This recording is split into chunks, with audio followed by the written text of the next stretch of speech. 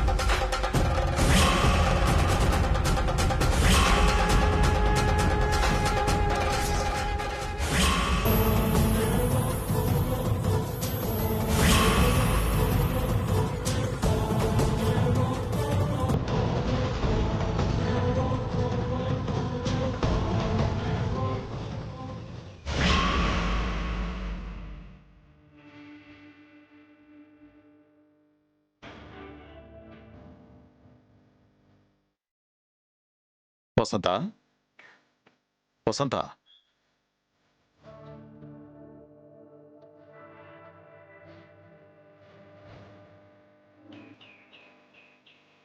ఎలా ఉంది ఇప్పుడు? పర్లేదండి.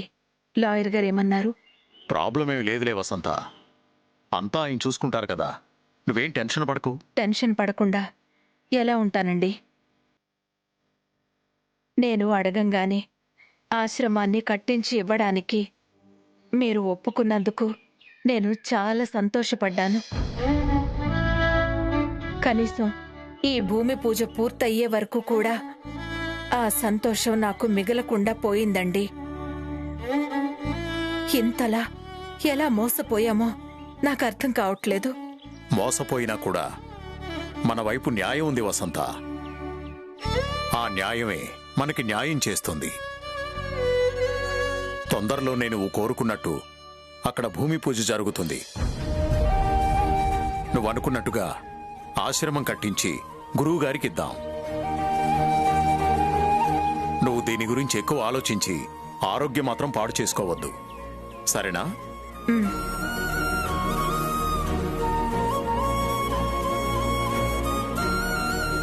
రెస్ట్ తీసుకో.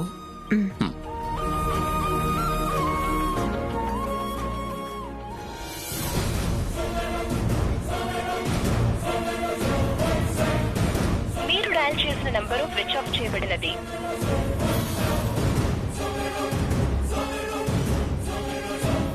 మీరు డయల్ చేసిన నంబరు స్విచ్ ఆఫ్ చేయబడినది. డాడీ, వాడి ఫోన్ స్విచ్ ఆఫ్ వస్తుంది. ఇంకో నెంబర్ ఏమైనా ఉందా? లేదురా, వాడు ఒకే నెంబర్ ఇచ్చాడు.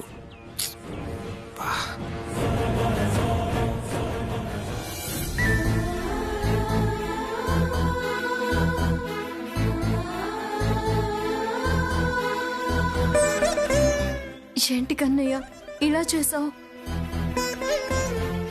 మొదటిసారి అరుణ్ బాబు గారి పేరు మీద స్థలం కొంటే ఇలా చేసావేంటి? ఇలా జరిగినందుకు ఇంట్లో అందరూ ఎంత బాధపడుతున్నారో తెలుసా?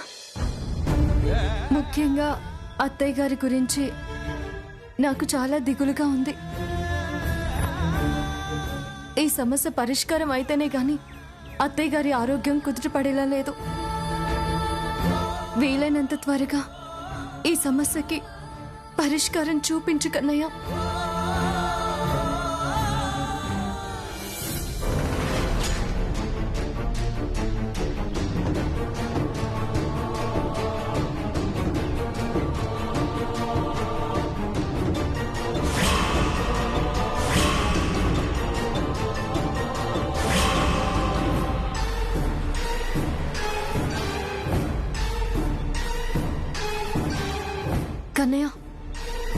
ఐశ్వర్య అక్క ప్రవర్తన ఎందుకో నాకు అనుమానంగా ఉంది.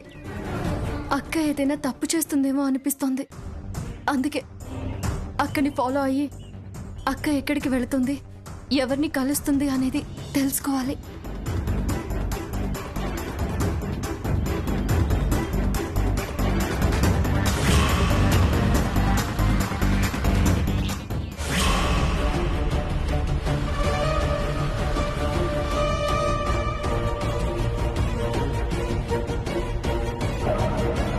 అన్నా అన్నా ఆపండి అన్నా. ఎక్కడికి వెళ్ళాలమ్మా? అన్నా ఆ కార్ని ఫాలో అవ్వు.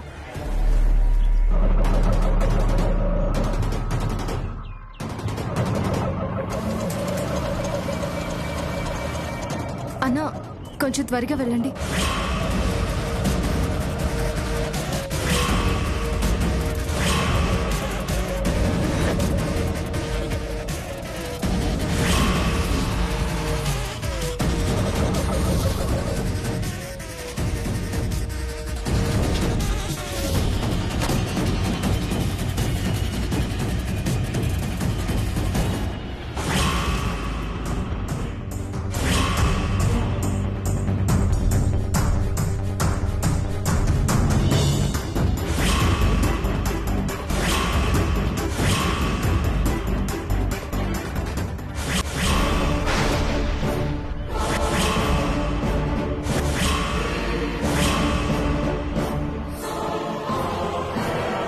అతను ఆ రియల్ ఎస్టేట్ బ్రోకర్ కదా, అతన్ని కలవడానికి అక్కెందుకు వచ్చింది?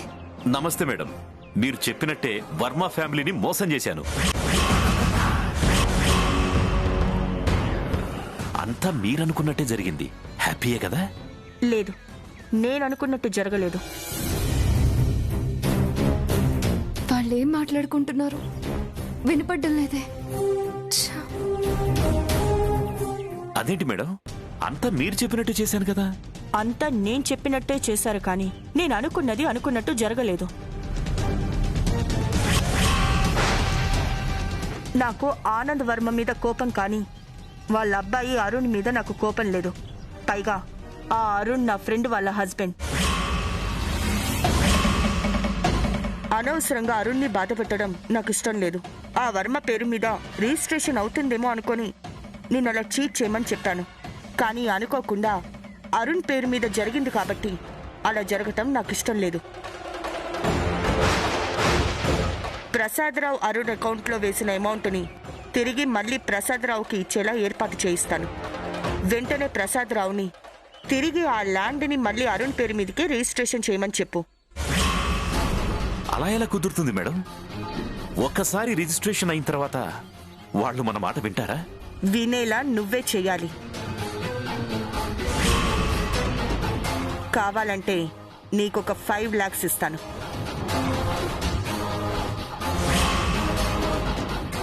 ఎలాగైనా సరే ఆ ల్యాండ్ మళ్ళీ అరుణ్ పేరు మీదకి మారేలా నువ్వే చెయ్యాలి. ప్లీజ్.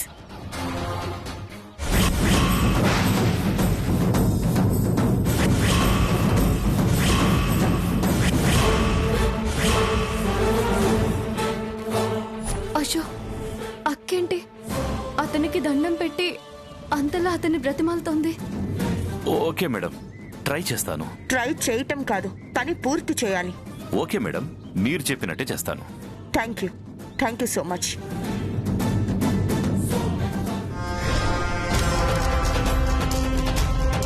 ఈవిడెవరో కానీ తెలివిగల అమాయకురాలనుకుంటాను. అవతల మల్లికార్జున్ బినామీ పేరిట రిజిస్ట్రేషన్ జరిగింది, మళ్ళీ తిరిగి అరుణ్ పేరు మీద రిజిస్ట్రేషన్ అంటున్నారు. అది జరిగే పని కాదు కాబట్టి ఇక ముందు ఈవిడ ఫోన్కి ఆన్సర్ చేయకూడదు, ఈవిడ్ని కలవకూడదు, అంతే.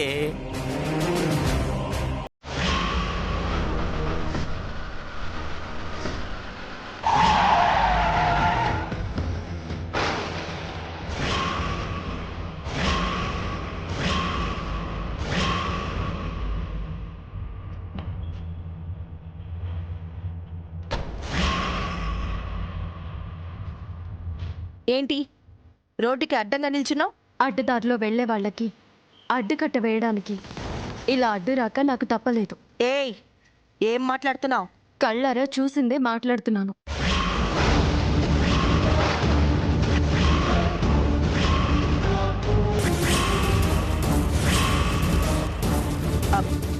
ఏం చూసావు? మీరెవరితో మాట్లాడొస్తున్నారో నేను చూశాను.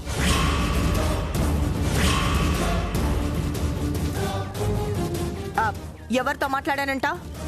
మనల్ని మోసం చేసిన ఆ బ్రోకర్తో మాట్లాడారు.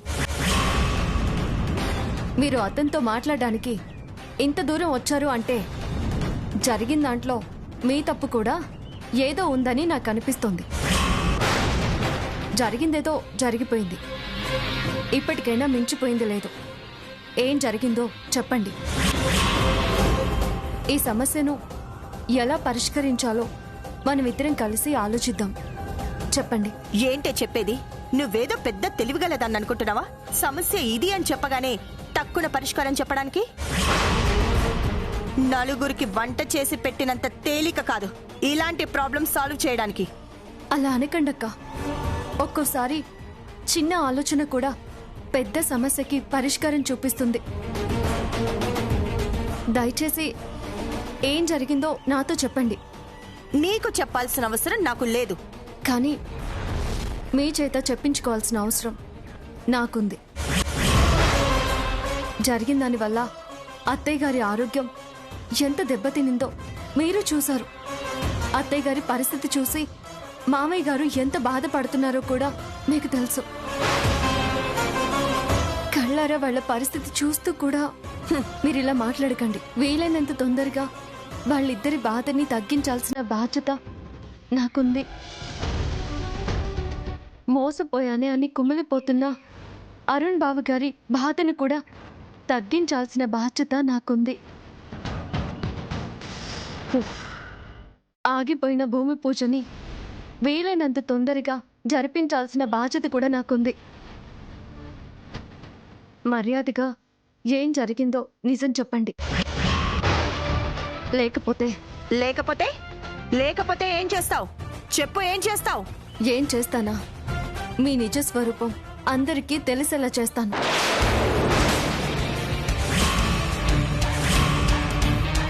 మీరు ఆ బ్రోకర్తో మాట్లాడినట్టు నా దగ్గర సాక్ష్యాలున్నాయి.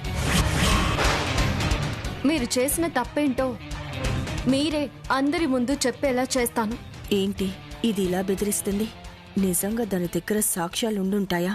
ఇప్పుడు నేను బ్రోకర్తో మాట్లాడినప్పుడు చూసినా ఏం చేయగలదు? ఫోటోలు తీసినా కూడా నేను బుర్కా వేసుకొని ఉంటాను కదా. నా ఫేస్ తెలీదు. ఇది జస్ట్ నన్ను బెదిరిస్తుంది అంతే తప్ప దీని దగ్గర సాక్ష్యాలు ఏమీ ఉండుండా. చెప్పండి, నిజం చెప్తారా లేక సాక్ష్యాలు అందరికీ చూపించమంటారా? ఏంటే చూపించేది? నీ బెదిరింపులకి నేను భయపడిపోతాననుకుంటున్నావా? నా ప్రాబ్లంని ఎలా సాల్వ్ చేసుకోవాలో నాకు బాగా తెలుసు. నువ్వేదో పెద్ద హీరోలాగా, లేడీ సూపర్ స్టార్ లాగా ప్రతి దానిలో దూరిపోయి మార్కులు కొట్టేయాలని చూడకు. ఈ ఐశ్వర్య ముందు నువ్వెప్పటికీ ఆఫ్ట్రాలే. అది గుర్తుపెట్టుకో.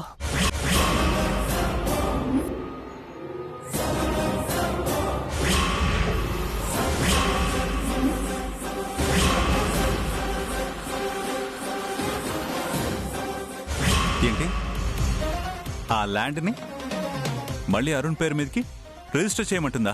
అవును సార్. ఎందుకట? ఈ ట్రాన్సాక్షన్ లో అరుణ్ ఎంటర్ అవుతాడని తెలియక ఆనందవర్మ మీదున్న కోపంతో అలా చేయమని చెప్పిందట. అరుణ్ వాళ్ళ భార్య ఈ లేడీకి ఫ్రెండ్ అట. అందుకే మళ్ళీ అరుణ్ పేరు మీద రిజిస్ట్రేషన్ చేయమంటుంది. ప్రసాదరావు నా మనిషి అన్న విషయం ఆ లేడీకి చెప్పావా? లేదు లేదు, చెప్పలేదు sir. Good, very good. Sir, ఇప్పుడు నన్ను ఏం చేయమంటారు సార్? నాతో మాట్లాడిన తర్వాత నీ ఫోన్లో నుంచి ఆ సిమ్ కార్డ్ తీసే, నువ్వు వేరే నెంబర్ తీసుకో. కొంతకాలం పాటు నువ్వు అజ్ఞాతంలోనే ఉండవు. ఎంతో అవసరమైతే తప్ప బయటికి రావద్దు. ఓకే? Okay okay sir.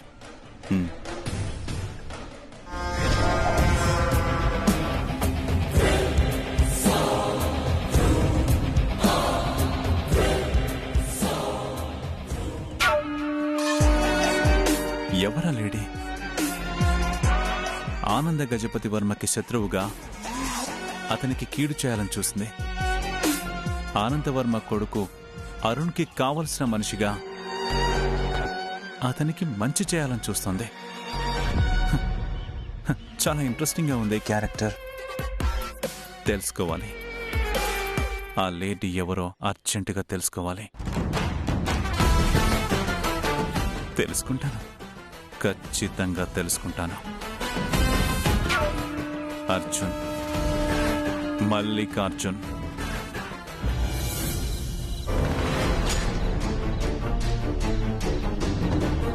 మీరు డయల్ చేసిన నంబరు స్విచ్ ఆఫ్ చేయబడినది.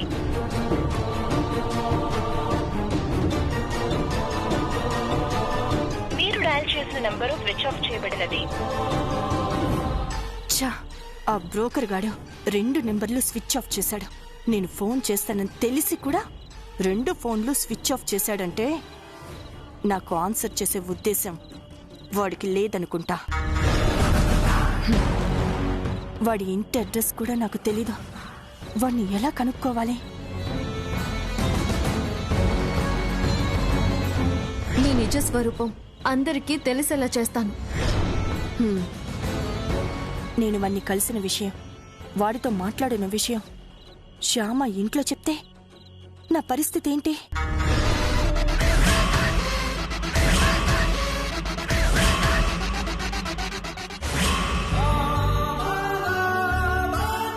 మీదేంటి? ఈ స్థలం నేను కొన్నాను. కొన్న తర్వాత మీ అరుణన్నయ్యే మాకు అమ్మేశాడు. అన్నయ్య అమ్మినట్టుగానే డాక్యుమెంట్స్ లో ఉంది. డాక్యుమెంట్స్ అన్ని మా పేరు మీద ఉన్నాయి కాబట్టి మా స్థలంలో మీరు భూమి పూజ చేయడం కరెక్ట్ కాదు.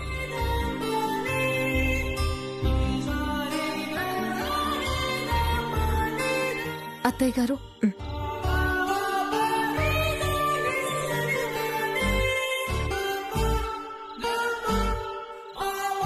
తినండి అత్తయ్య గారు. వద్దు శ్యామ, నాకేమీ వద్దు. అలా అనకండి అత్తయ్య గారు. నా మాట విని కొద్దిగా తినండి. టాబ్లెట్స్ వేసుకోవాలి కదా. తినబుద్ధి కావట్లేదు శ్యామ. జరిగిన దారుణం గుర్తొస్తుంటే మంచినీళ్లు కూడా తాగాలనిపించట్లేదు నాకు. అలా అంటే ఎలా వసంత? చూడు ఎంత నీరసంగా ఉన్నావో. ఆ బ్రోకర్ దొరికే వరకు, మనకి న్యాయం జరిగే వరకు నేనేమీ తినలేనండి. దొరుకుతాడు అత్తయ్య గారు, ఖచ్చితంగా అతను దొరుకుతాడు. మీ అబ్బాయిలు అతన్ని పట్టుకునే పనిలోనే ఉన్నారు. వాడు తొందరగా దొరకాలని నేను కన్నయ్యకి కూడా మొక్కుకున్నాను. కన్నయ్య నా కోరికలన్నీ తీరుస్తాడత్తయ్య. ఈ కోరిక కూడా తీరుస్తాడు. ఇక మీరు ఆ విషయం గురించి ఏమీ ఆలోచించకండి. హాయిగా తిని మందులు వేసుకొని పడుకోండి. అంతా మీరు అనుకున్నట్టుగానే జరుగుతుంది అత్తయ్య గారు. శ్యామా, నువ్వు తినిపించమ్మా.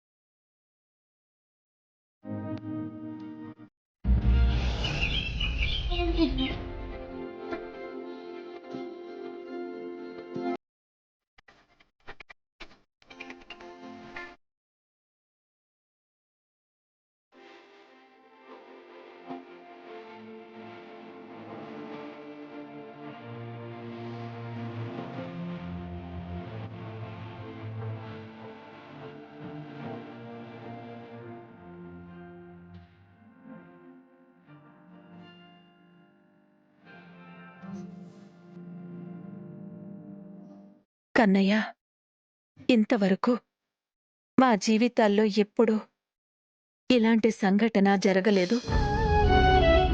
మా కుటుంబం ఎవ్వరినీ ఇలా మోసం చేయలేదు.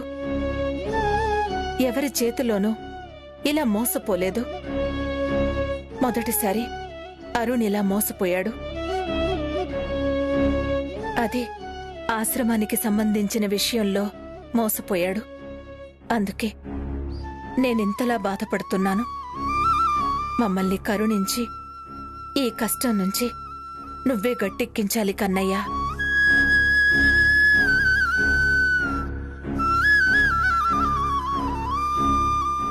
తప్పకుండా కరుణిస్తారు అత్తయ్య గారు.